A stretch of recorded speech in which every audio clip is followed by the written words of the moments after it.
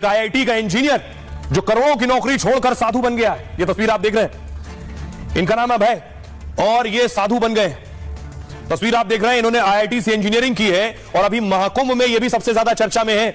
इनके बारे में आपको बताऊं कहां से पढ़ाई लिखाई की और आखिर कैसे साधु बन गए। एक ये तस्वीर है साधु वेश में और ये संभव है उस वक्त की तस्वीरें हैं जब ये इंजीनियरिंग कर रहे थे, पढ़ाई लिखाई कर रहे थे। महाकुंभ में इंजीनियर बाबा बहुत चर्चा में है। आईआईटी बॉम्बे से एरोस्पेस इंजीनियरिंग की इन्होंने। बाबा को लाखों के पैकेज की नौकरी मिली। 1,68,00,000 रुपए का इनका पैकेज था नौकरी का। तभी नौकरी छोड़कर ट्रैवल और फोटोग्राफी का कोर्स करने लगे। इसी दौरान बाबा को असली ज्ञान प्राप्त हुआ और इसके बाद उन्होंने अपनी एक कोचिंग खोली। फिर इंजीनियरिंग छोड़ बाबा बनने का फैसला कर लिया और अपना पूरा जीवन महादेव को समर्पित कर दिया। इंजीनियरिंग बाबा का असली नाम अभय सिंह है।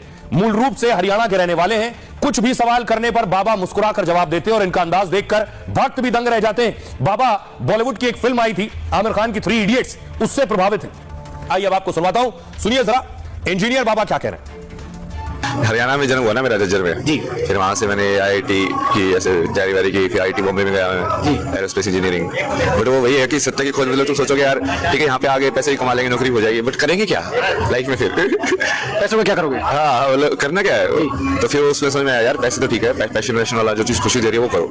फिर मैंने ऐसे मास्टर्स इन डिजाइन किया, मैंने विजुअल कम्युनिकेशन, फोटोग्राफी वगैरह, मोटर फोटोग्राफी की मैंने। बढ़िया बढ़िया लाइक नेट वगैरह में भी फोटोग्राफ मेरी फीचर हुई ना, फोटोग्राफी सब, एनिमेशन डिजाइन। फिर उसमें मैंने 1.5 साल उस कंपनी में भी काम किया।